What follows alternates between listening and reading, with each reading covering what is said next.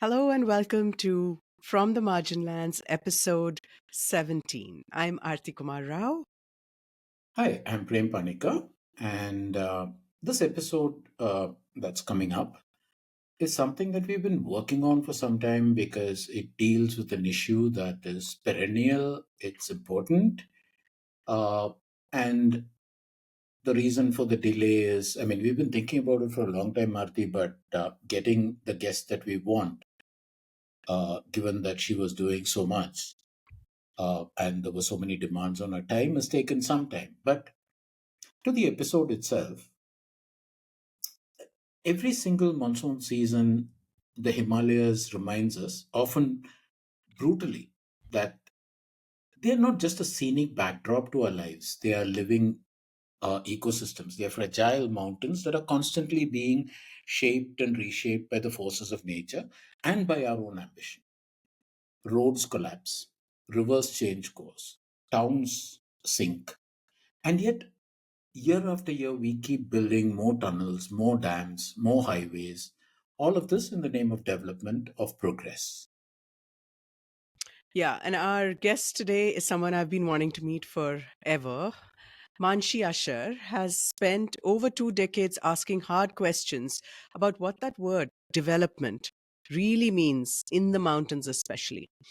She is an environmental researcher, activist, and co founder of the Himdhara Environment Research and Action Collective, which actually won the Bhagirath Award at the India Rivers Week a few years ago. She's and she's based out of Himachal Pradesh. Her work sits at the intersection of ecology, politics, and justice, documenting how fragile landscapes, already stressed by climate change, are being pushed to the brink by extractive projects and flawed governance. Yeah, and we've been reading some of her essays and some of her research papers and stuff. And one of the things that she constantly talks about is something that she calls disaster justice, uh, which is the idea that the people who live in and depend on the mountains should not merely be in a position to survive disasters, but that they should have a say in how their worlds are being built and rebuilt, right? So, Right. mhm, And so we'll talk to her about what keeps going on and what keeps going wrong in the Himalayas, even in terms of worldviews of, um, what is considered safe, green, benign, in terms of even hydropower and stuff like that. Things that are very important in the current conversations that are going on with COP30 looming upon us. right. So, without further ado, we bring on our guest. Manshi Asher. Hi, Manshi. Thanks for coming on from the Margin Lands. Hello, thank you for having Hey, me. Manshi.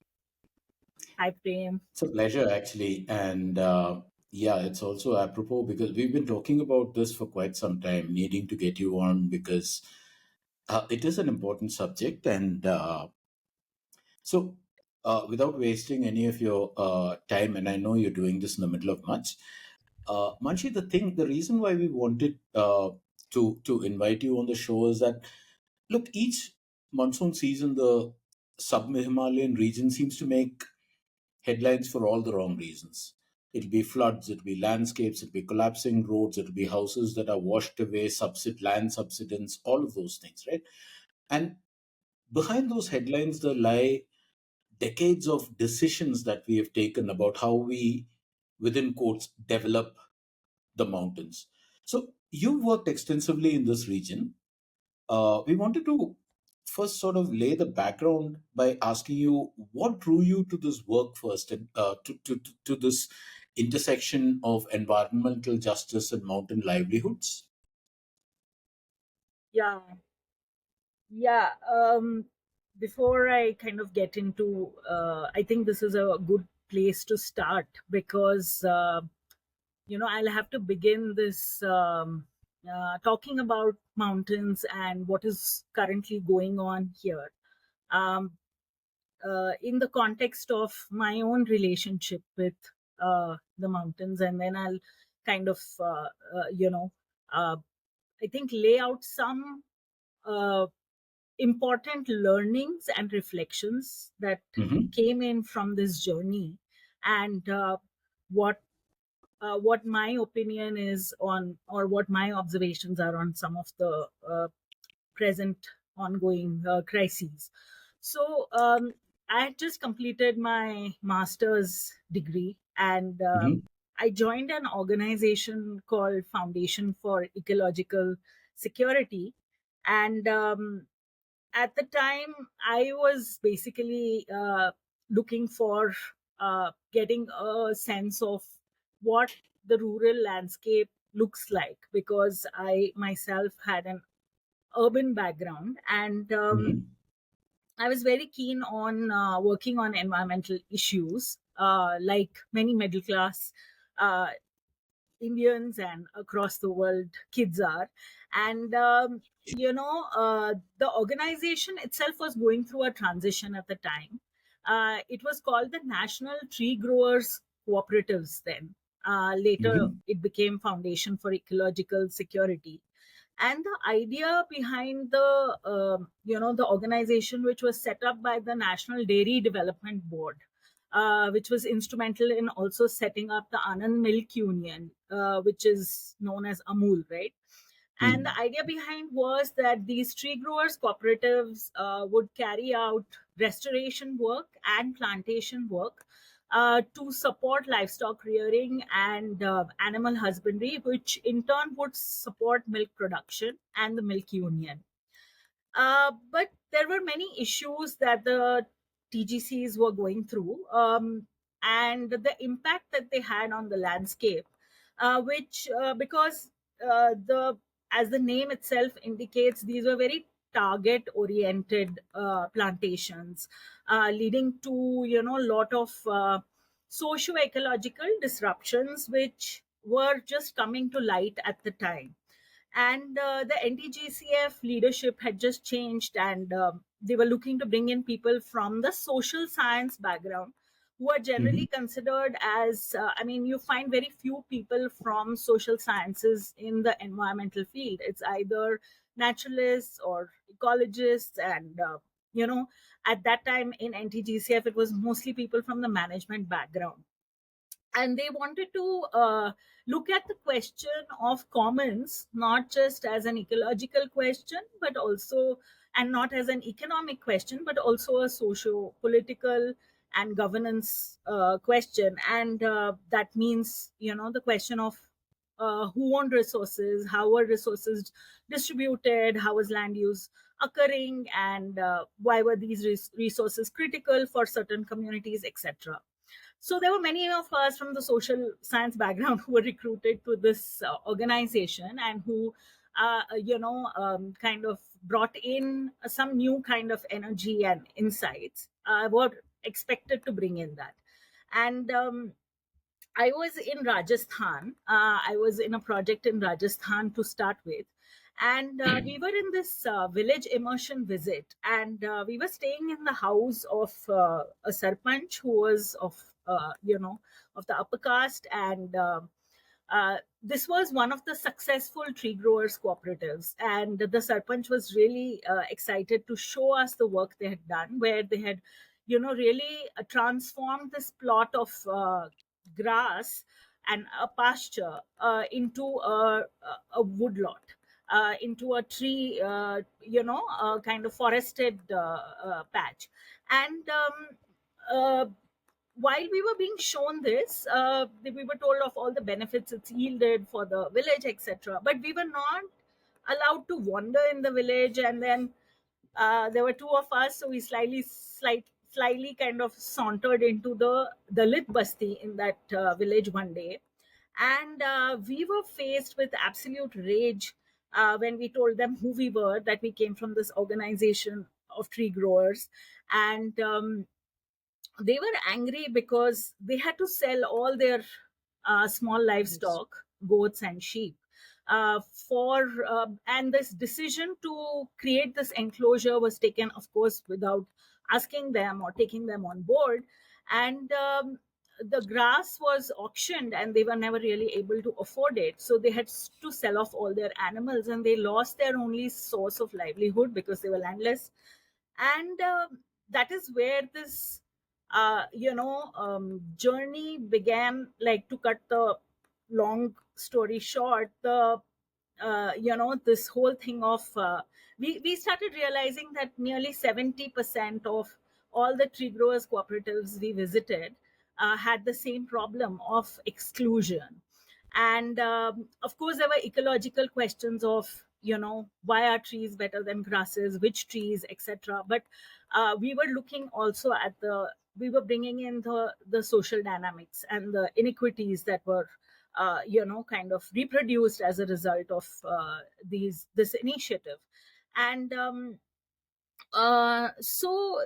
ultimately this project was shut down, it was wound up. And there was a small team that was put into place to take stock of what measures could be put in for more equitable resource distribution, etc. But on the other hand, this Foundation for Ecological Security then had a project in Uttarakhand, the erstwhile UP. Then it was UP, and this place was called Munsiari, which is 60 kilometers from Mm. the Tibet border.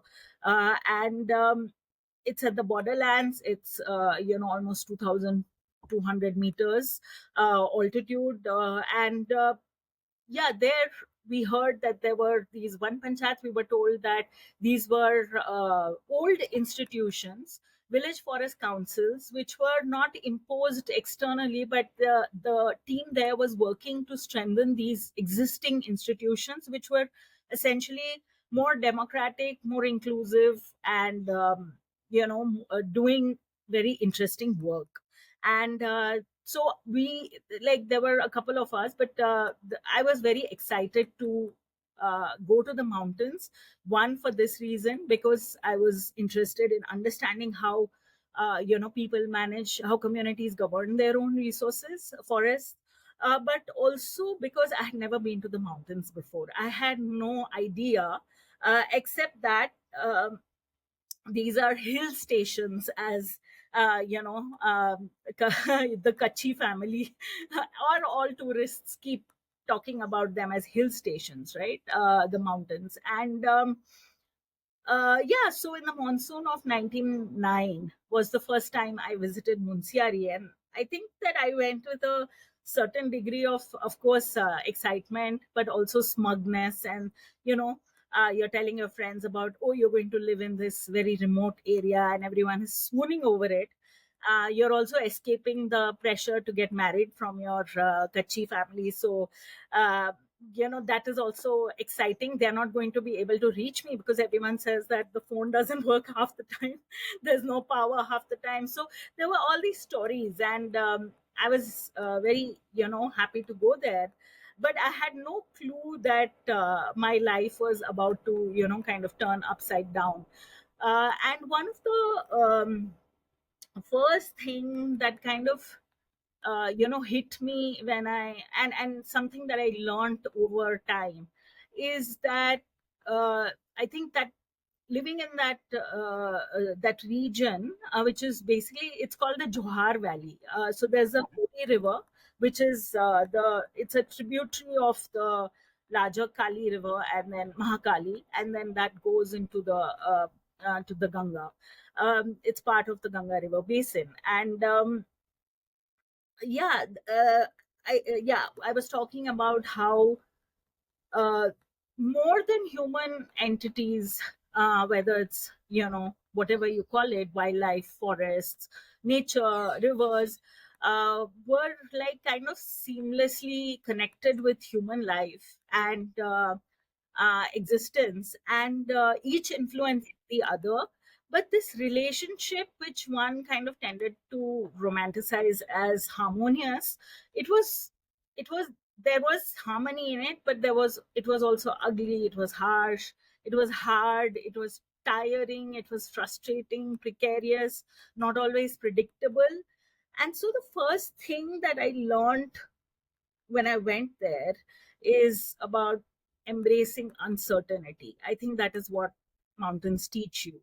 And it is a lesson that is very embodied. I cannot articulate it fully. The body, the way it moves, the way it breathes, the way it lives, it changes.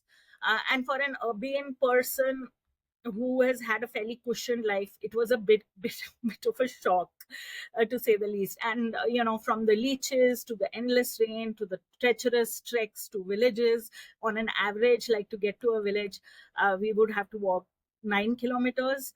The road connectivity was not so great. And yeah, there was a lot of unlearning to be done, a lot of fears to be faced, whether it was related to heights or other things. But I think that what I understood is I what I learned is the skill of observation, of listening, of what cooperation means, of what conflict means, of how it is resolved, human to human and human and more than human. And one of the things that really got shaken up for me was this idea of there are many tropes about the mountains, this idea of remote and backward, these words that we so easily use, or even hill station. And actually, there's Professor Vasudha, from who's now retired, who speaks about inverting the gaze on the Himalaya. And she talks about how we need to kind of look at the people in the mountains as people who are knowledgeable and are have an agency. And rather than, I mean, the Himalaya have always been looked at as a strategic frontier, or as an aesthetic uh, place. And for the imperial government, they were a getaway from the heat of Delhi. Now that it's for the tourists, the same kind of view of the Himalaya. So this deep ecological knowledge and adaptive land management practices, like terrace agriculture, or like agropastoral transhumans, the amount of mobility that is there in within the mountains. So though the mountains to plains mobility is not so evident, but of course people in different kind of phases of history have come and lived in the mountains. But the lateral connectivity of mountains, or the vertical connectivity of communities, the lateral connectivity of communities and the vertical connectivity, in terms of you see it in trade, for instance. And I remember in Munsiari there was one gentleman who told us that, I don't know if it's an it's just a story or if it really happened, but the trade that was happening from Tibet to right down to Haldwani, which is in the Tarai region of Uttarakhand. This, I mean, entirely on foot and with horses and mules, and it the salt was brought from there, the wool was brought from there, and there was an exchange of goods and ideas and services and many things going on. And so we don't look at this entire trade and the markets that existed in the region as a thriving socio-cultural, economic enterprise. uh, so yeah, I think that this is something that of course changed in the modern era. And this is something that the colonial, it started in the colonial period with the commodification of land and the setting up of the entire imperial government and the revenue department, forest department. And I think that kind of also shrunk the autonomy that communities had. It changed socio-ecological relationships as the occupations changed.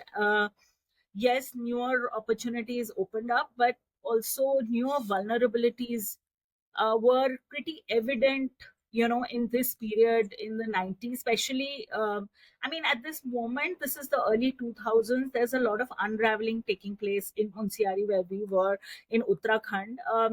The separate state had just got formed. There was a, tense relationship that the people had with the state of Uttar Pradesh and the center. This whole question of development, and you hear a lot of stories, like women were especially at the forefront of many of the struggles for hospitals, for jobs, for roads, to stop there was this anti-liquor movement, and there was a fight for basic infrastructure.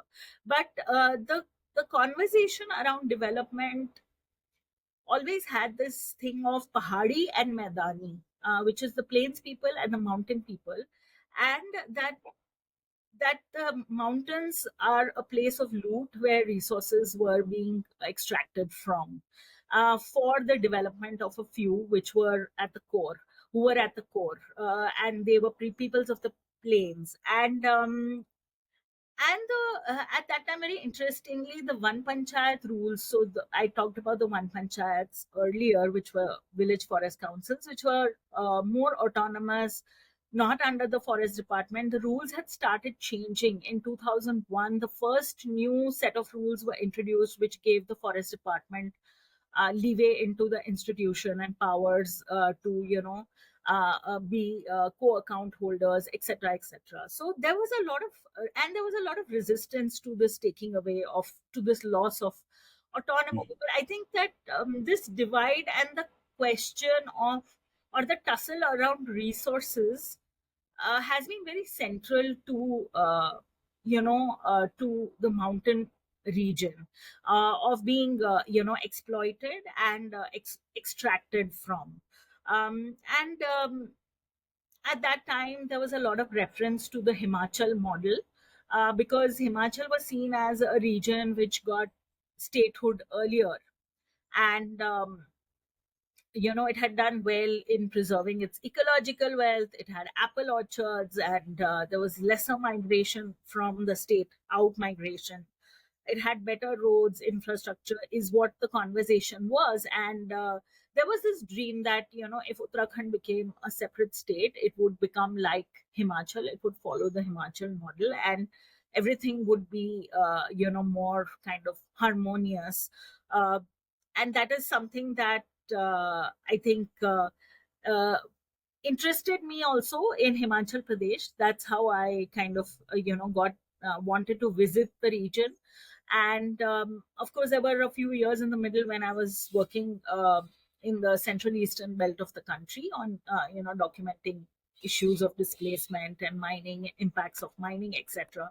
But there was I went back to Himachal in 2000, came back to Himachal, or came to Himachal in 2007 for the first time. And there was a hydropower project, a hydropower dam coming up on the Ravi River. And there was a call from people saying that we want an people-led impact assessment study, a socio-ecological impact assessment study of the project. And so we were facilitating that, or helping out with that. And that is how one started getting involved and working in Himachal. We formed a collective called Himdhara Collective, and we were a bunch of friends who wanted to wanted to put to use our skills. And that was a time when the enviro legal regime was such where we felt like there was democratic space in environmental decision making, and communities need to know about what are the possibilities of engaging with this, with the Environment Protection Act or the Forest Rights Act or the other laws that recognized the people's right to protect their livelihoods and landscapes. And that's where the journey began. And what is interesting, where I would like to stop, I think, for now, is that if I were to look at the last 15 years in Himachal, which is truly, I mean, when I started out, I would say that it is exceptional, almost neck to neck with Kerala on many of the socio, welfare indicators. Um, there were, I mean, the village that I live in Kangra, it has a functioning PHC, it has a road connectivity, buses come on time. And there is a veterinary, government veterinary hospital.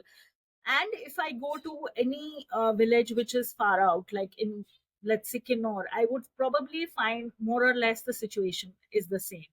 So it did really feel like it was a different kind of a mountain state. It also felt different because its relationship, we didn't see that tensed or tussle kind of relationship in the beginning when we came, when the kind that we saw in Uttarakhand, which was struggling for statehood at the time. Uh, but I would say in the last 15 years, or in the last 20 years maybe, and I've heard people talk about how things changed post 1990s and neoliberal political economy. There's now a convergence in the crises that the entire region, Himalayan region, faces, and Himachal does not stand out anymore. Himachal is facing the same kind of disasters that are being experienced in other places. It has faced the same kind of onslaught of extreme climate events.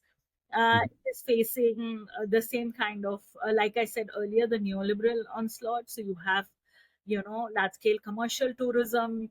It is the highest hydropower, installed capacity in the country. So it has over 180 dams. Almost every other river valley, barring two river basins, are chock-a-block with hydropower projects.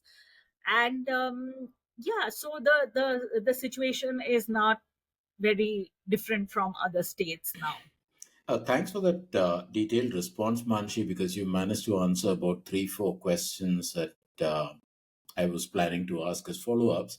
Uh, we need to dig deeper into, you talked about the convergence of various issues all creating a disaster situation, and we need to dig into each of those separately, and I'm sure Arti has a ton of questions about those things as well.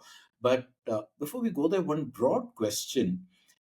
You have written and spoken about needing to differentiate between disaster management, which is a term that we use all the time, and you say that it should actually be disaster justice. Uh, on the surface, that seems like semantics. So the question is, what does that term actually mean to you? The term disaster justice. How does adopting that term change how we think about disasters, particularly in these mountainous regions? Yeah, I think that's a great question. I think one is the definition of disasters itself. I mean, if we kind of, before talking about management and justice, if we look at how we understand disasters, of course, there's Mm. the global framework which says that it's hazard, exposure multiplied by vulnerability is equal to disaster. Mhm. We use the term hazard and disaster interchangeably, Okay. which is a problem because, as I was speaking earlier about Munsiari, for instance, or if you go to any high Himalayan region, if you go to the greater Himalayas in Kinnauр, let's say, or if you go to Lahore Spiti, uh, landslides or flash floods, these are events that have occurred in the mountains for time immemorial. So it is not like, there is a certain Himalayan science that needs to be also understood, which is about the nature of the mountains itself. whether it's the geology or the morphology, the river morphologies, the ecological balance, there is variability which provided people stability, but there's also a lot of hazard proneness. And hazard proneness is something that is, for instance, if I were to give an example, um, there is a village that we went to in Kinnaur, where they said that they were used to flash floods, forever. If you look at the name of the village, it's called Shalkhar, and Shalkhar itself means shifting village. So every time there would be a flash flood, and the nala, I mean the river that would decide to change course, and they would just shift to the other side and do their cultivation accordingly. And that is one of the reasons why also you see there's a lot of dependence on the commons more than cultivation. One is because the areas that can be cultivated are much smaller, but also uh, to kind of, you'll see in a family setup, or if you look at the familial structures, you'll see that you'll have one brother going with the herds, and one cultivating. The women would generally either cultivate or even travel with the herds, depending on which community. So there was a certain kind of, I mean, there's a certain kind of resilience and a certain kind of contingency that is built into that familiar structure. And this shows that there was hazard proneness. If you look at the songs, if you look at some of the conversations, oral histories from these areas, they will talk about earthquakes, they'll talk about landslides, which means that people have knowledge of these hazards. So now the question is, when does it turn into a disaster? Which comes to the vulnerabilities part, is when there is a dependence, there's a shift in the economy, and a shift in the cultural knowledge, or a shift in the understanding of or the relationship with the landscape. That is one of the vulnerabilities. The other vulnerability or risk, I would say, comes from, I mean, so risk is induced by various factors. And the kind of state policies, or the kind of governance, the kind of urbanization model, for instance, of let's say setting up of schools, or colleges, or educational institutes and hospitals around the roads, where which were close to the riverbed. So the road building post in the post colonial period, which expanded, was along the riverbeds. Then the educational establishments and the urban centers came up in these areas, and then people started shifting to these areas and settling down there. And the expansion, urban expansion and growth happened in that direction. And that induced vulnerability. But there's another layer of vulnerability that was induced, or risks that were induced, because of the extensive tourism, the extensive concretization, commodification, market based agriculture and horticulture, which requires that you have access to the markets. If the road shuts down, then you are left with tons of produce, which just has to be wasted. So these are and then of course the hydropower dams, the 4-lane highway expansions that have happened. So as kind of go back in history, and then as you come closer to the current period, you see that the risks have kind of grown. And there's an unequal geography of risks, because let's say a hydropower dam also gets damaged by a flood that happens. What is going on is that it's able to recover the costs through insurance, for instance. So the risk is not the same as what uh, a family that is downstream of that project is going to face, because it's going to bear the brunt of a village is going to bear the brunt, and within that village also there are inequities. So there will be some families who will be left rendered completely landless, because that was the only patch of land that they owned, or the only house that they owned. And It's also important to ask why all the development, especially over the last couple of years, is concentrated in particular areas. So if you look at Kinnor, for instance, you have the main national highway, which is also an important road for the to reach the border. It's the main road for people to get their produce out, because it's the apple belt, and now commercial vegetable farming for a large population. And This is where all the establishments are, the government offices, etc. And these are also the areas where the hydro projects are. So there's a contestation, because there's a concentration of infrastructure in a particular region, and that is inducing more risk. So once when there's a breakdown, when there's a flood, all this gets affected also. And there's also a contestation happening, uh, because these are because there the hydropower project, for instance, needs land for transmission line, it needs land and forests for its tunneling, for the colonies that are to be set up, the roads that will go to the edit tunnels, which are the access tunnels for the larger tunnel, etc. I mean, if I explain the design of a run of the river project, you'll get a sense. But what I'm trying to say is that basically the term disaster occurs because of all these risks and vulnerabilities. The hazard by itself is not an issue until you club it together with this Mhm. entire. Now, in terms of the management, so if the disaster needs to be addressed or managed, what policy right now has in terms of uh, its management? I mean, there is the law, there's the policy, and then there are the institutions.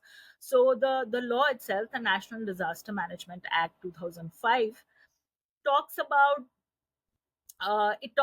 rescue, relief, rehabilitation, reconstruction, rehabilitation, and prevention. These five aspects. But actually, what we are prepared for, or what the institutions are doing right now, and what the media is focused on, is the rescue and relief. And it doesn't go beyond that. So, reconstruction is something that requires resources, and the Himalayan states, are already short of resources Mhm. in terms of their fiscal situation. Um, I'll talk a little bit more about how the land use is configured to be able to understand why this is an issue. Rehabilitation, again, we need to understand the land use, because two-thirds of the geographical area in the Himalayan states is under the jurisdiction of the forest department. And There is a policy that requires that you know the forest cover in the hills be maintained.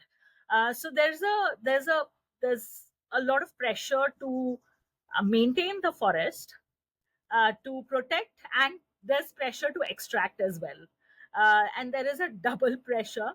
The extraction is leading to disasters, but the response is not forthcoming, or is becoming more challenging, because there is the pressure to protect, which makes it difficult for communities to get access to land for rehabilitation. The state doesn't even have that, which is why one talks about justice. So when we're talking about justice, what there are two, three elements. One is that we need to talk about justice, as in the federalism involved and the center state relationship. That is one. We need to talk about the role of the kind of development policies, who is making these policies, who has control over the resources, and who is getting access to the benefits of this, and who is paying the cost. So there is that cost benefit issue, which creates an injustice, because the costs are being externalized to the mountain ecology and to the mountain geology and to the mountain people. And then there is the injustice which happens because you're not even able to pay for basic compensation or rehabilitation, or provide access to communities with that. uh, and talk about prevention. So prevention is something that is not on the cards. It's something that will then require us to look at whether we should build 4-lane highways in the mountains, whether we should build large dams in the mountains, what kind of urbanization, what kind of tourism is okay. How is it that people get access to the benefits, but are also not exploited, or their landscape is not destroyed in the process. So these are all the kind of this is the ground that we talk about when we need to when we want to address justice. Yeah. Thanks, Manshi. I mean, one of the nice things about talking to you is that your answers go way, deeper into the scope of the question. So there really is no follow up left because you've covered pretty much the entire ground. I think as we get deeper into specifics, Arti, you want to take over for a bit? Yeah, I mean, I was just thinking she's an interviewer's dream. Seriously, yeah. Just ask a question and sit back because you got so much information. It's great, Manshi. Okay, so I wanted to, just for the benefit of some of our listeners, I just wanted to backtrack and double click on a few things which we understand, but I just wanted to make sure that, it's not something that's lost because it's important. You mentioned commons versus cultivation. Can you just, for our listeners, just go into the notion of commons and what commons means in the Himachal context, for example? And cultivation and terraced fields, most people know. But then, um, what is that tension over there between commons and cultivation? And can you just go into that a little bit? And then I have several other questions, but let's start here. Yeah, again, like, you all are great interviewers, because uh, this is again a great question. One of the first things, one of the first pieces of data that one got when one started working in the mountain, and it was repeated, because this figure has come from Nepal, actually, from a research in Nepal that I think took place in the 90s, which is that to make 1 unit of land um, cultivable in the mountains, I'm talking about a terrace field, you need 6 units of forest. And that is because you need a lot of the ecosystem services that the forests provide. uh, One is for livestock rearing, because this is again the backbone of mountain economy, I think, and it's not spoken about enough. There's a lot of focus on cultivation, but the fact is that cultivated land is very scarce. Um, and the average land holding in Himachal, for instance, is less than a hectare, but I think it's the same across the mountain regions. The terraces are very tiny. There's a lot of labor that goes into cultivation. The other is water, because forests are the source of water for springs, as well as springs contributing to surface waters, whether it's streams, etc. Then there is leaf litter, which is basically, again, because of the geography of the mountain. Again, if I had a picture, I would be able to show this, but I'll share something which will give a sense about how the terraces are located. Typically, you will have a forest, uphill, and then the terraces below that. And then you'll have the pastures below that. So and then you'll have other kinds of pastures which are above the tree line, which are alpine pastures, where you'll have seasonal grazing. So there's a combination of the type of farming and the kind of livelihood earning that happens, where you're putting different kinds of lands to different kinds of uses depending on how that topography is, what the altitude is, what the face of the mountain is. So if it's north facing, south facing, the kind of grasses that grow there will differ, etc. So I don't want to get into the technicalities, and also I'm not a scientist or an expert. So yeah, but I think that it's important to understand uh, that the diverse ecology and topography plays a very important role for that little cultivation to happen, and it has a role to play. So one cannot just talk about agriculture when you're talking about the mountains. You have to talk about the commons. Having said that, it's also important to understand that the commons are not equally accessible for everybody, and this is where so there is one is the inaccessibility that is introduced because of state policy or law that encloses land, which began in the colonial period with the reserving of forests, and it continued in the post colonial period through the Wildlife Protection Act or the Forest Conservation Act. And this is, I know, very controversial, but there are, it's important. I mean, this is my current area of work actually. I'm doing my research on this right now, which is looking at how these enclosures have probably introduced disaster vulnerability, because they played a very important role in uh, disrupting the socio-ecological relationships and cycles. And you know so there's a forest alienation that has taken place. For instance, I mean, if I were to give one example, is about forest fires. And you look at the cheat pine monocultures. If you look at 30% of the forest cover or more in Himachal Pradesh is cheat pine. And these are highly combustible trees. I mean, the needles, pine needles, are highly combustible. It's a native species, it's not a exotic. It is native to this region, but it was not as widely spread out. But scientific forestry was introduced by the German scientists, and then there were monocultures created for the timber and the resin, which is used for making paint, etc. But what I'm trying to say is that if I just look around me, on both sides there are pine forests. I'm surrounded by pine forests, and these catch fire every year.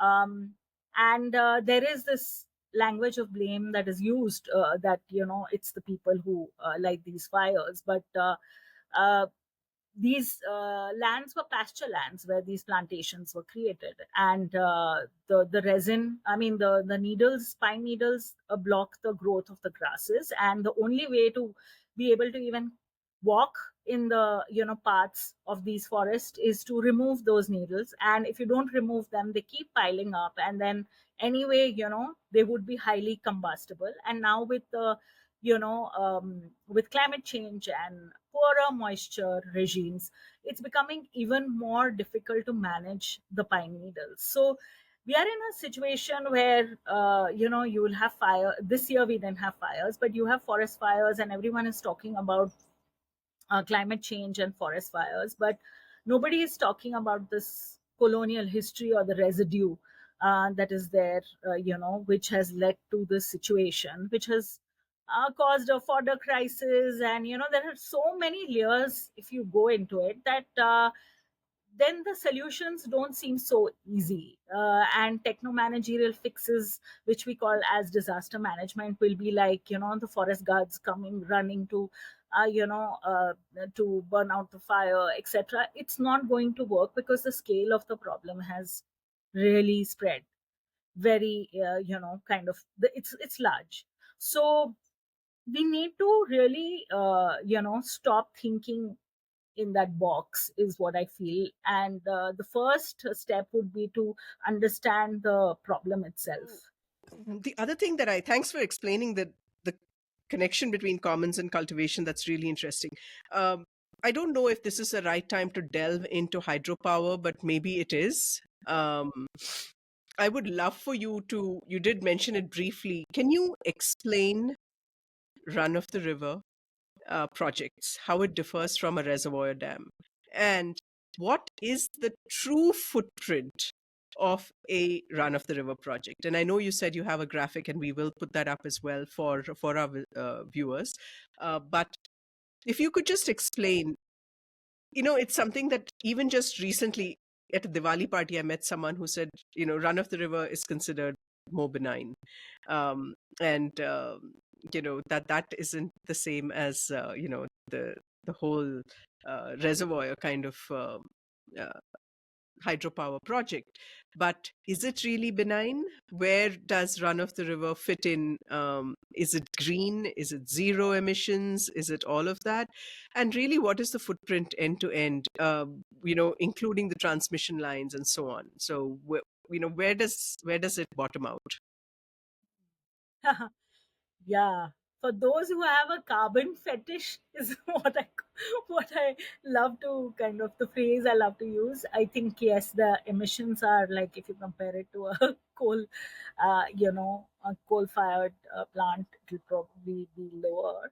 But um, if you if you just look at a reservoir based project, uh, a reservoir is basically doing building a wall or an obstruction, uh, in the riverbed, which will be lateral, and stop the flow of the river and create a pondage, which is pretty large.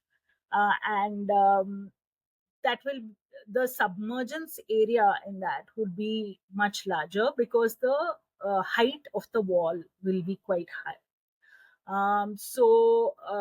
If you look at, say, the Sardar Sarovar or many other dams which are in the hilly areas, but like, not mountainous regions, but more the lower, like kind of smaller hills, you'll see these dams will kind of have a very large submergence area, not just in terms of it's like, it's spread, like it's spread, the backwaters as they call it, it will go quite far behind. And So the whole movement that in the 90s, especially against the Narmada Bachao Andolan against these dams, very rightly kind of brought to the center the question of displacement, and the fact that uh, these dams were submerging forests, cultivable land, and fertile economies, and cultures, mostly Adivasi lands, or Adivasi habitations in central India, and of course have been built across the country, thousands of dams. And these issues have been raised by people who were being displaced, and movements have been built, and it reached a peak around the 90s. And something else is also happening simultaneously, is that the dam building, kind of goes through a little bit of a pause, in terms of the World Commission on Dams, looks at the issues that are there, and the socio-economic, environmental Yeah. implications of large dams. And at the same time, there is also the economic reforms which open up the power sector. So you have private companies who are coming into um construction of dams and production of electricity. And it is around this time that, though there is a run of the river, is not a very new technology, but this is when it starts picking up, and it comes from Europe. And there's a lot of a reference to some countries, which, and of course the US, but there's a reference to countries who have hydropower dams and use this technology, and how this technology is transferred to India, and is useful for regions which have higher gradients. So the slopes are more kind of sharper, and where reservoir dams are not possible to build. So in the foothills, if you look at the Satluj River, for instance, so Himachal has four major rivers: Satluj, Ravi, Byas, and Chenab. And there's also part of the Yamuna which flows, Yeah. Mhm. towards the east. But basically, Satluj is the largest. It's the longest river and the largest river basin, and I think 320 kilometers flowing in Himachal. But the foothills where the Satluj is, that's where the Bhakra Dam is, and that's a reservoir dam. And if you start moving higher up, then the slopes get, the gradient gets sharper. The slopes are more, kind of a higher degree. Like if you come to Kinnor, let's say you have an average slope is 60 degrees, or 60 to 80 degrees or whatever. So here, building a reservoir dam is not going to be feasible, because you won't get that kind of pondage and the power from it. But the gradient can be used in the run of the river technology. What it does is that you still have pondage. It's not like you don't have a wall. You still stop the river, you obstruct the river, but you build a tunnel where you're obstructing the river, and the river will then flow through the tunnel. And because the gradient is quite sharp, and it's the tunnel is angled in such a way that it flows even faster, and the lower down, after a couple of kilometers, let's say 10 kilometers, or depending on the size of the project, or the capacity of the project, it can go up to like 30 kilometers also. But yeah, on an average 10-15 kilometers. And then there is another opening where the river is dropped back onto its the water is dropped back onto the riverbed, which is where the turbines are constructed. So the river or the water falls on the turbines, and that's where the electricity is generated. uh, and the turbines in many cases are underground. So the thing about now, like if you're talking about the impact, so first of all, these projects, because you're not stopping the flow of the river entirely, you're just diverting the flow. You're diverting it underground, and then you're putting it back. So it is considered benign, because the pondage at the backwaters are not so, don't go far. And mostly, they don't reach the habitations, or but yes, they will kind of impact the, let's say, pastures on both sides of the river, the grazing areas on both sides of the river, grasslands, or uh, you know riverbed lands, which are called wastelands, or Wastelands. there are Yeah. lots of Mhm. terminologies for that. Yes. But basically, what is happening is, um there was a yeah there's the water has gone underground, but it's coming back to surface.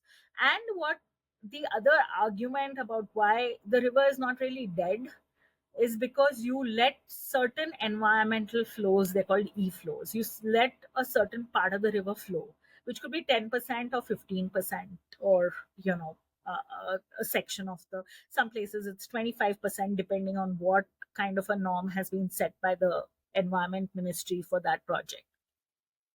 And but the thing is that there are fish in the river, and the river has its own riverine ecology that is obviously disrupted. And what is not spoken about is the cumulative impact, because you don't have one such project. Again, I'll share a graph with you, a visual with you, which shows how there are bumper to bumper run of the river projects. So if you look at the Satluj, upstream of Bhakra is the Coal Dam, and upstream of Coal Dam is the Luri Dam, and upstream of Luri Dam is Rampur to Natpa Jhakdi. Then there's Karchamang too. It just goes on. There are like 100 and I think about 300 dams planned on the Satluj River. Still many to be constructed. Some got cancelled because of Wait, did you say a lot of 300? yeah, I just need to get the figure. Is it 300 or is it 150? One second. Let Either me just. ways, that's a lot, isn't it? And you said Yeah, it's just a 320 kilometer river yeah. in. No, it's not 300. It's, I think, 150. It's 150, which includes the small dams, the medium sized, and the large. So above 25 megawatts, also there are quite a few projects. And Where is the river then? yes. So basically, what is happening is that the river is out on the riverbed, but then it's put back in to the tunnel, and then out and then in. So that's how it gets reduced to a trickle, basically. I'll Oof. share the photographs of that also. And what is so one is that river ecology is disturbed, and obviously that is something that is not spoken about, because the whole focus is on the fact that the social costs are fewer because the displacement is like minimal. And this is where the interesting part is, because Mm, it's true that the amount of private land acquired is very less, but the forest land diverted for these projects is something that is substantial, because you need to make roads, you need to make transmission lines, and all these are built in through the forest, mostly on the ridge lines. The roads are constructed around where the colonies are and the project construction site, but the transmission line is what is constructed along the forest ridge. So, and because these are linear projects, transmission lines have been called linear projects. I know we are not getting into the management part, but just to kind of, now that I've said it, I'll just complete the sentence that the norms for clearances are quite diluted. They don't need an environment clearance, they just need forest clearances, and that too is done in patches, etc. um, Coming back to the most substantial component and impact of these projects is that there's a lot of underground construction that is involved, and that disturbs the geohydrology of the area. So Hmm.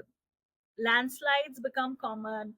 If you look at dam sites, you will most often see landslides on both sides of the dam, and you'll have, of course, the dry river underneath. And now, what is happening with the springs is Hmm. that the underground water aquifers get disrupted Yeah. because of this blasting that is happening to build the tunnels. The villages that are on the hill where the tunnel is underground, they are not considered as affected villages, because they are not getting directly impacted. Their land is not acquired, but their houses develop cracks when the blasting happens. Their fields are also cracking up. Those villages are subsiding. So land subsidence is something that we've seen in Joshimath. It's a great example of what a run of the river project has can the kind of impact it can have. Because what happened in Joshimath is that the aquifer that was blocked from one side, it kind of started coming out from another area right under the town, and that kind of led to a lot of moisture, and the town started subsiding. So there are these stories everywhere where these projects have been of land subsidence, of landslides, of slope destabilization, of orchards and farms just cracking up into. You'll see the earth is like what do you say, unstable in those areas, but these impacts are not directly attributed to the project, Project. because there needs to be a linkage, that scientific study needs to be done to establish that this is happening because of the project, and somehow that those risk assessments are not being considered as important, or they are not, when they are done after the subsidence starts, then it's mostly again using a language of blame and saying that these houses were not constructed properly. Mm. These this was a geological surprise, so that is again like a feigning a kind of a strategic ignorance.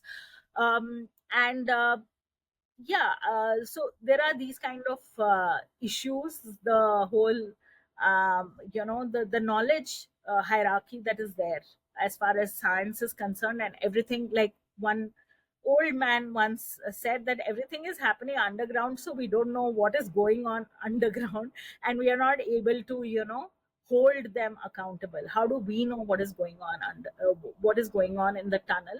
It's the authorities and the engineers who are building it, they know, and we have to go by their word. So anyway, I think one last thing. Now I'm going to talk about the footprint of these projects, which is a very crucial linkage to disasters. Is that uh, the risk of flood is high in mountainous areas. We already know that. And with climate change and GLOFs, especially, because most of these rivers are glacial rivers. Satluj, for instance, is a glacial river, but even the others are all the Indus, tributaries are glacial rivers. Um, and if you look at, for instance, Satluj, it has a very large expansion of glacial lakes that has happened in the last 20 years. And there have been incidents before, like in 2005, where there have been outbursts. An easy example to go back to, a more recent one, is from Sikkim, where the Yeah. Tista Dam burst because Mm-hmm. of a glacial lake outburst. Now, these or even like avalanches or other climatic events that are occurring, what happened in Tapovan in 21, what happened in Kedarnath in 2013, these disasters, and the post disaster assessments done by independent expert committees that were, like for instance the Dr. Ravi Chopra committee in the case of the Ganga river basin, said that the dams and the slope destabilization done by the dams, and one of the major impacts which I forgot to speak about as far as the tunnels are concerned is the muck dumping. So Mm. whatever, so tunneling is basically a kind of a quarrying activity. Whatever is coming out needs to be put somewhere, right? The debris that is coming out when you are tunneling the earth, the mountain, needs to be put somewhere, and most of it is dumped alongside the streams and rivers.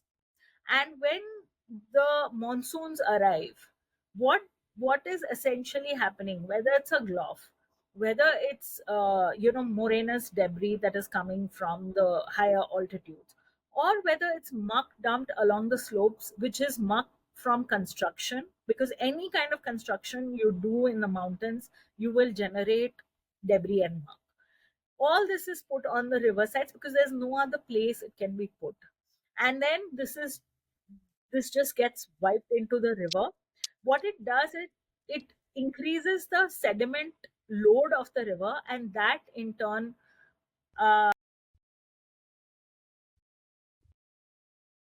damage downstream. My gosh. Yeah. So in Himachal Pradesh in 2023,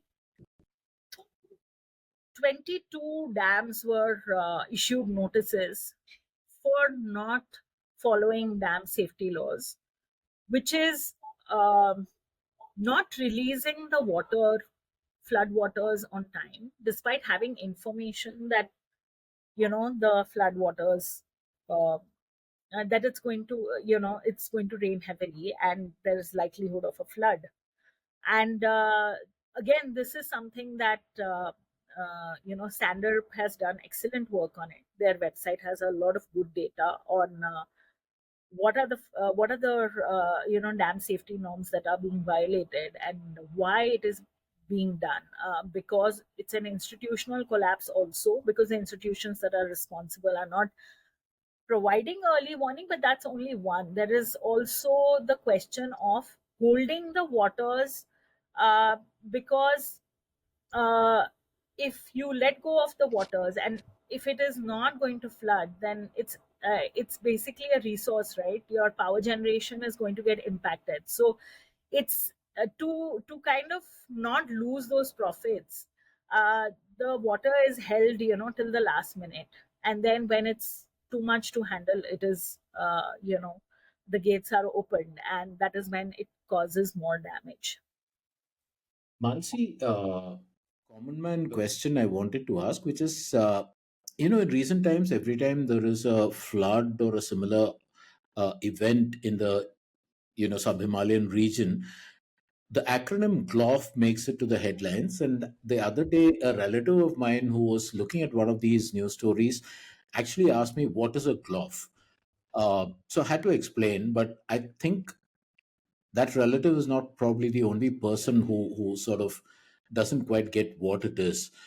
Could you, in layman terms, explain what a glacial lake outburst flood is and how or why it's been proliferating in more recent times? Yeah, so what I understand, or how much I know, I will explain. I would suggest that the viewers or the listeners do that little bit of homework to get more information. But basically, the Himalayan region, a large part of it is called the cryosphere because it holds water in the form of snow and ice. And the ice is it's beneath the surface of the soil and also on top. And uh, in the higher altitudes, which is like above the tree line and in the glacial regions, there are the topography is such that there are these what do you say, there are the areas where there are glacial moraines, as they are called. And those moraines are also being impacted by, or these areas are also being impacted by the change in the temperature. And so what was earlier ice for most part of the year or all of the year is turning into you know a lake. And these vary in sizes, as far as I understand. I have seen a couple of videos and visuals that have been created. And these vary in size. If you look at the Tista, there's someone who has done a recreation, an animation of the Tista glove. And so yeah, basically these vary in size. And when and sometimes they're dammed by the moraines itself, like by soil, these lakes. And when there is so there is another aspect to this, though this is not necessarily happening everywhere, but in some places now the monsoons, rainfall is also reaching the higher altitudes. Earlier, precipitation in the higher altitudes was only in the form of snow. Now it is in the form of rain also, again because of temperature change. And what is happening is these dammed lakes, when they burst, because there's movement of the debris that happens because of the rainfall or because of snowfall also, this bursting of the lake leads to a kind of a flood. And the force of that flood multiplies because it's carrying all the sediment with it. And the more there is ice melt, and the more there is kind of debris that's coming down, debris flow as they call it. So this glacial lake outburst is basically, it's not more than water. Like if you look at the initial visuals from Dharali, and you'll see that it's very thick, the debris that's coming down. I mean, the flood that's coming down, which buried the town. And you'll see, like, it's quite deep. Like, you can't even see any remnants of any buildings or any kind of, civilization or whatever settlement there, because of the amount of debris that is coming down. So yeah, it's not just water. There's a lot of sediment that is coming, and it's all morainous sediment, and uh, ice which has melted, which is all coming down. Thank you. And just for the benefit of viewers, what you call a moraine, which Manshi has been referring to, is basically a pile of debris which is left behind by a glacier. So, yeah. Yeah, Arti? yeah, correct. Yeah. Now, I was just going to say that when you're driving through mountains, sometimes if you look on the sides, you'll see like rocks, like smooth round rocks, which are almost like embedded into the rock side, and that's like an old that used to be moraine, right? Yeah. That's a Yes, moraine wall, right? Yeah. yes, absolutely. So the formation of the Himalaya is an important, kind of process to understand. And there are a lot of, again, scientists that have simplified it, whom, the lay people can listen to and understand how, over millions of years, this, various kind of processes, geological processes, have formed the mountains in a way that there are fractures and folds. That's why these are highly seismic areas. And Yeah. many of the settlements which are, like I was mentioning earlier also, they're on the moraines itself. Many of the villages have settled on moraines. These are old moraines, but Yes. that's how the formation of, like, let's say, the Kulu valleys, where you have the moraines coming out like a fan, Yeah. and you have all the cultivation that's taking place on these. But this is not recent cultivation. Like, it's happened over hundreds of years, and they've stabilized also to some extent, which is why people settled there. So yeah, I mean, now with the, again, climatic shifts taking place, the whole, the, yeah, there needs to be some kind of newer knowledge that comes out to understand how to, uh, you know how to respond to these geomorphological changes that are taking place. Yeah. Arti, we've taken up about an hour and a half of Manshi's time. You want to take this home? I will. But I had one other vector to explore. I'm really sorry, but I'm going to take 10 more minutes or however Take long it. Manshi Yeah. wants to take to answer this. I wanted to ask you what the role of tourism is in all of this. And is there is there something that can be done in a way that um, is not harmful, or is it not harmful anyways? I mean, how do you see tourism in this whole milieu? Because like you started the thing saying going to the mountains is something that everybody, all the city slickers want to do at some point, right? Everybody says, oh, I'm going to the mountains when I retire or whatever. So where does tourism come into all this in the whole, the milieu of the mountain development thing that's going on right now? Yeah, I mean, I think that, again, post 1990s, tourism has seen a boost in the entire Himalayan region. And with the situation in Kashmir, a lot of the tourists move to Himachal and Uttarakhand also, because of the conflict situation there. And uh, now the numbers have gone past, you know, a crore. In, I think, Uttarakhand is way higher because of pilgrim tourism.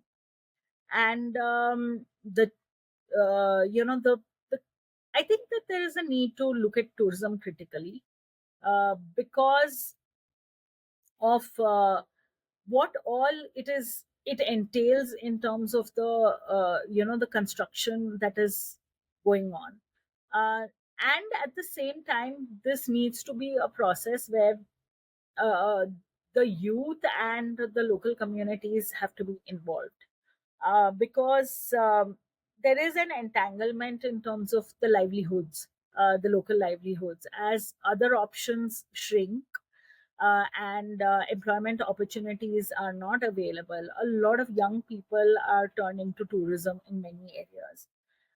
So in like regions like Kulu, for instance, the multiplication of tourism over the last 20 years, like it's uh, increased by some 300 times. And uh, if you look at the when the Rotang tunnel was built, now the tourists are not just coming till Kulu, but the Rotang tunnel is basically you reach Lahore, which is a trans-Himalayan region, within 15 minutes, which used to take 6 hours, through a treacherous pass, which was closed most of the quite half of the year at least. Now this tunnel has opened up this area, so there's to there's tourism of touch and go kinds, which is like you reach the place and then you leave immediately, you come for a weekend. So the short term kind of a tourism, not really the travel kind of a tourism, but one which is just about just accessing the place and the snow.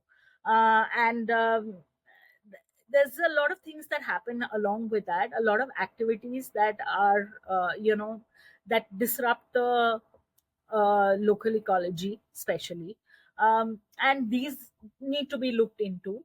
I would say that even in terms of water availability, for instance, Lahore is an area which is a cold desert. It has severe crisis of water, but the hotels that are coming up now, they're all building the demand is for the, of course, the western toilets. Whereas if you look at traditionally, people use dry toilets. People didn't even use water in the toilets. They would use earth to cover up the and let the material decompose. So I mean, this entire the older systems have are changing really fast, and the demand for water is increasing. And because of climatic shifts, there's already a water crisis that's taking place. The snowfall is reducing. All these things are going on. So the carrying capacity, as they say, for tourism is something that is completely unassessed. There are times when there are not enough places to stay. You've seen pictures of long kilometer long traffic jams, which have obstructed even the local day to day life, because of tourism. So, and there's a massive land use change that happens. So a lot of the open forests have been diverted to uh, hotel construction. A lot of the cultivated land earlier has been diverted to hotel construction. There's a solid waste problem which is unresolvable. It has all, and there have been several attempts at dealing with the waste. um, it's very important to understand the waste issue in the mountains, whether it's in the pilgrim areas or in the areas like Kulu, etc. Wherever there are the urban hotspots are coming up where the tourism is. So Dharamshala, Shimla, Manali, and they also become the urban centers, and then that is where all the waste is also generated, and the quantum of waste multiplies many fold during the tourist season. And uh, waste management again, like disaster management, or maybe it is the same thing, is a very tricky issue, because there's the question of biodegradable and non biodegradable, and then a lot of the capacities of the waste treatment plants that have come up. They've tried lots of different technologies, making pellets, and there's talk of waste to energy, which has its own implications. A waste to energy plant has been set up in Manali, which is leading to its own set of problems. And there are conflicts between the panchayat and the municipal corporation, because none of the panchayats want to have the waste treatment plants on their lands, so on their common lands. So it's now becoming the waste crisis, I think, is one of the most severe impacts of tourism, apart from what the infrastructure is doing, the infrastructure construction is doing. Yeah. It seems to be a bit of a dilemma, right, Mansi? Because on the one hand, you made the point that because of the run of river projects, the dams, etc., more and more cultivable land is getting lost, or traditional livelihoods are getting impacted, etc. The alternative is the livelihoods that come from tourism, which is causing its own problems. So, if you were thinking reform, where would you see the balance? Because that's one of the questions that is liable to pop up in the minds of the viewers, right? That, so are we now saying that tourism is bad? Because clearly that's not what we're trying to say, but there has to be a logical balance and counterbalance between these two needs. One is the need for employment versus the need for the land to be able to survive. So where do you see that balance? I think the scale of the activities is one important element that nobody is talking about. In a free market, what is the role of regulation? Where do we, I mean, for tourism, there is absolutely no regulatory body that puts a cutoff figure saying that not more than this in this area, not this kind of construction in this area. For instance, there's a policy, ecotourism policy, that Himachal Pradesh has, but they were not able to put a cap on what kind of construction, what kind of so you'll go to a homestay expecting a home, but you'll find a hotel, and it'll be like 6 stories, without any plan of what they're going to do to manage the waste. What is also very important is that how this whole economy works, the free market economy, and the whole is that a lot of the tourism in Manali or in places like Kasol, the locals are just leasing out the land. Then it is people from Punjab or from other places who come and set up the whole homestay, cafes, whatever tourist facilities. So who is accountable then for the waste, for water management, for other things? I mean, there isn't. I think this is a it's policy is important, regulation is important, governance is very important. I don't think that we are looking at anything black and white at the moment. I mean, I think first we need to realize that there is a absence of all of it.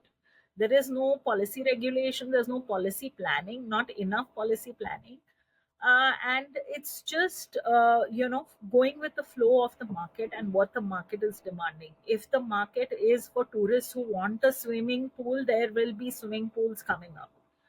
So I think that these are I think we need to do a 360-degree kind of assessment of what are the holes that have to be plugged, and what are the places where the caps have to be put. And I think that involving local communities and residents and citizens in this process is central.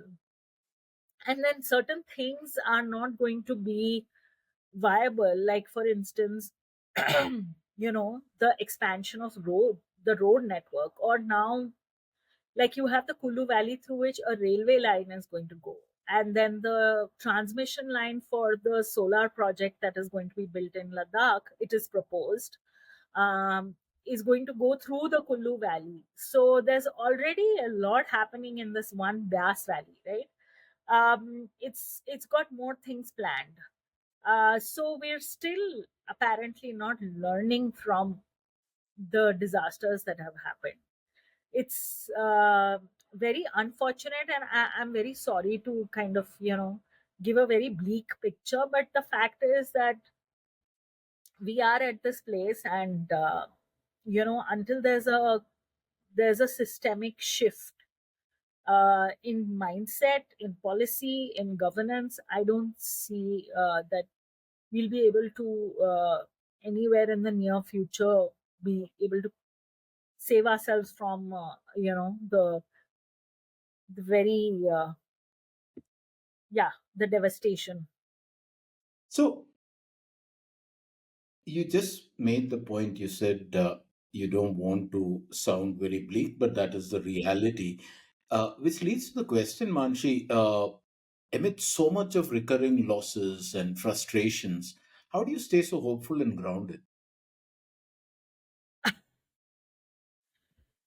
uh what a difficult question we are ending with. Yeah, it is. Yeah. I mean, it is a difficult situation. So, Yeah, it's always, I mean, like, hope is something that we don't have a choice. We have to have it. Something, what do you say? You cultivate every day.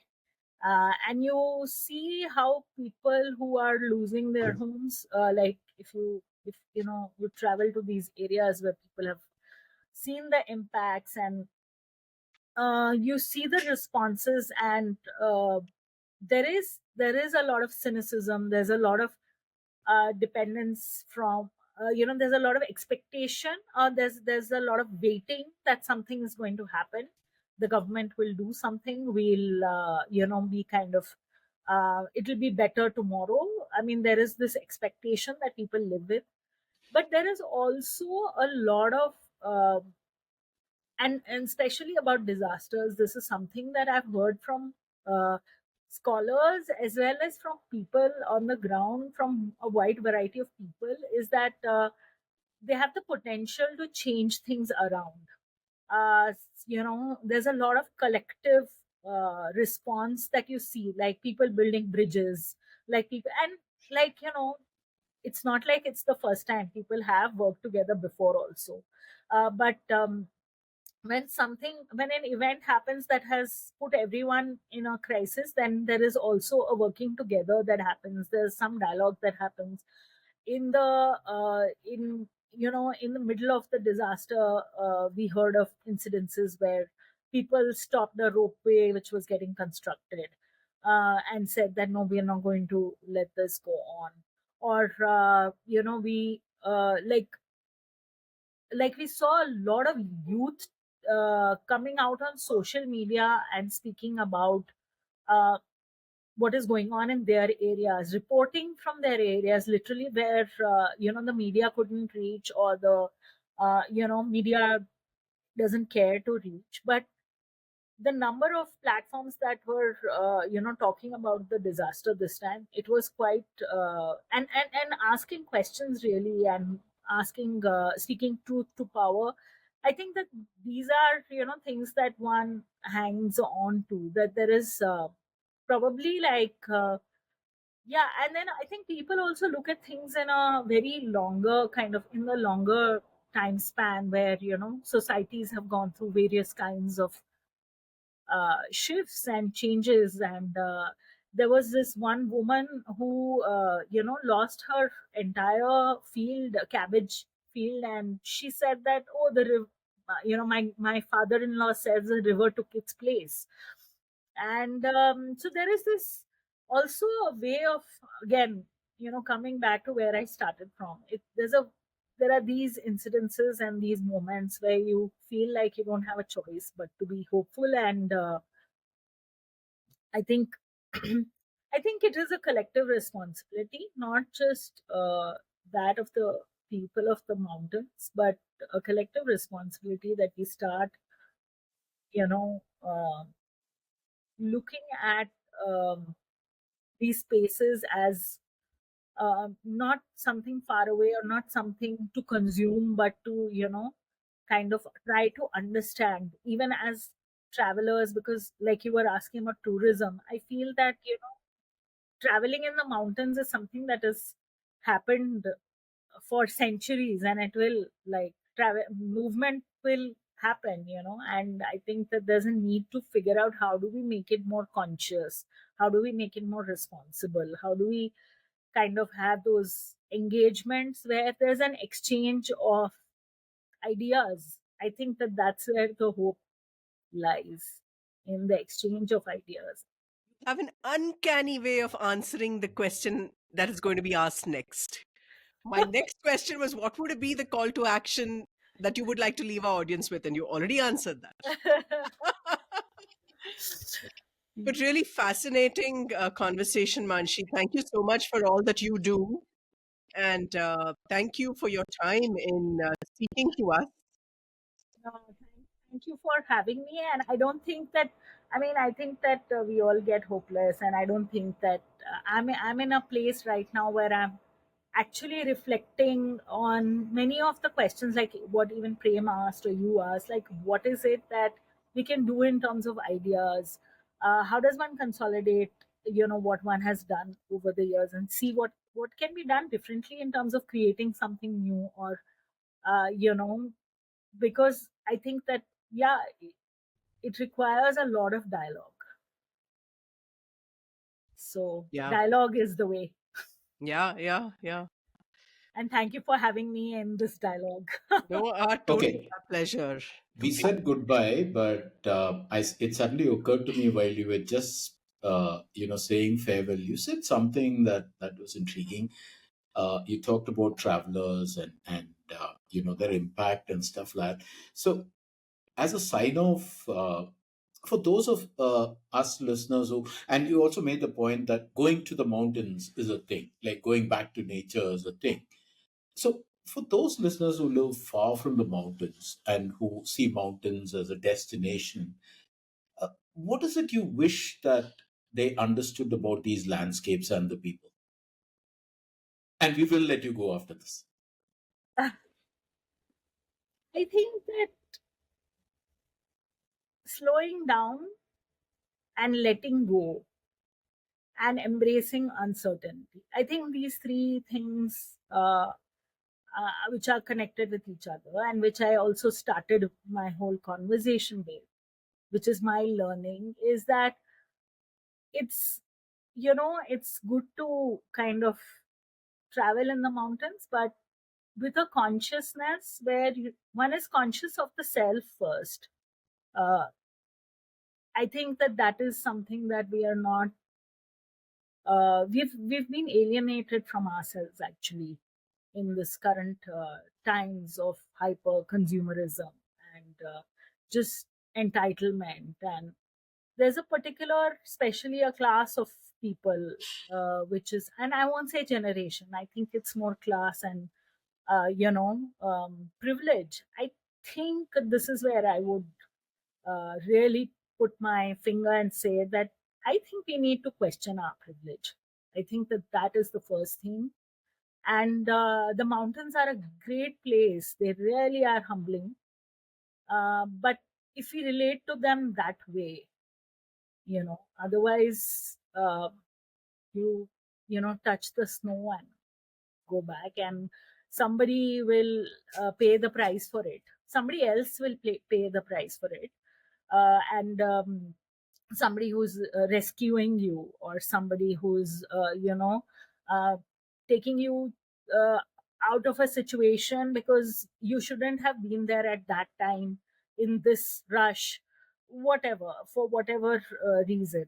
I mean, maybe you could have stayed put, or maybe you could have not come. for, you know uh, in this season. I don't know. I mean, I don't want to say anything that will sound very like I'm speaking from a moral high ground. I'm just saying that we need to all question our privilege and be conscious, and then approach the mountains with a little bit of that humility. And yeah, Thank you so much, Mansi. That was Yeah. fascinating. Thank you thank so much, you. and take care. And thank you for what you do. Thank you for having me.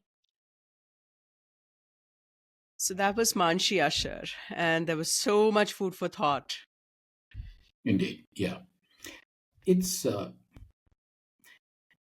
want to know what you took away, but from my point of view, it's two things, right? One is it's becoming almost a thing. I mean, we are in the 17th episode. We've had experts across various vectors, various disciplines. Uh, and if you look at not just what they said, but what the underlying messages or the overarching theme is, it invariably boils down to the same thing, that so much of these disasters that make headlines for a day and are forgotten the next day are a product of hubris. Yeah. We know what the issues are. We know what can happen if something is done. And by we, I don't just mean, you and I or people in the environment space. I'm also talking of people in the governance space, people in the policy space. Everybody knows. And yet we do it anyway. And then a disaster happens. And then we have what is called the disaster mitigation thing. A lot of these tragedies could be and almost invariably have been foreseen, and still they keep happening. And I just don't get it. And Go on. yeah, the other thing that struck me about, like you said, Manshi spoke about so many things that, and there is so much to unpack. And as usual with our guests, we need her back because we have more questions unanswered than we have had time to get her answers for. But all of that said, I think for me, the key point that she makes is where she differentiates between disaster management and disaster justice. Mm. Because what typically happens is we have, say, something happens, there is a flood, houses are taken away, or a road collapses and causes loss, whatever. And what happens is what we call disaster management, which seems to boil down to the government announces some kind of monetary compensation for those who have lost lives, livelihoods, homes, etc. Uh, Pitifully little considering what they've lost. But anyway, disaster management is mostly about that. They just announce a compensation and then they start rebuilding all over again in the exact same place, knowing that the exact same thing is going to happen. And what Manshi is talking about is there needs to be that whole thing of disaster justice, that the people who are bearing the brunt of all this should have a voice in what is built, also equally in what is rebuilt and what is done in the aftermath of a disaster. And I thought that was a fantastic point. I hadn't heard anybody articulate that thought before. At least I hadn't heard of it. No, yeah, absolutely. It's also it's something that we have discussed a lot, and we see when we've traveled all over India, especially Kerala and stuff like that, right? Somebody takes a decision for some reason somewhere, and it's a horribly wrong decision based on the local geography, but it gets built, and then the people who live closest to it are the ones who suffer, not the people who are in the ivory towers. They've made their millions and they're out of there, right? Yeah, And what she talked about, the nature of knowledge, of how from the bottom of the mountain to the top of the mountain, things change in terms of not just land use, but also what grows where, who knows what, how they travel up and down the mountains and stuff like that. Those are things that are vital pieces of knowledge that don't get built into decision making. yeah, And again, it comes down to hubris. It comes down to we know better. We've studied our engineering or whatever it is, and so so that struck me as something that was very symptomatic of current construction across the country, you Yeah. know. And then the other thing that really kind of made me sit up was her discussion of the total footprint of a run of the river Hmm. project. You know, um, so many people very glibly say that, oh, it's run of the river, it's not a reservoir dam, so it's more benign. In some ways, maybe you can call that benign, but look at the damage that it's doing. It's not benign in any respect, especially given the way it's implemented back to back, back to back. So the river really never lives. It's Yeah. constantly pushed underground. It's constantly, the minute it resurfaces, it's pushed again underground. And look at what's happening to the springs, the natural springs which the local population depends upon. They're The drying up. natural, yeah, the natural springs, but also the what happens to the what is currently agrarian land, high quality agricultural land, and then you remove the water source. Yeah. You say you're driving it inland, but groundwater exists, but that's not how river basins and river valleys and all that work, right? There's And so much here. And we were talking to Manshi on the sidelines after recording.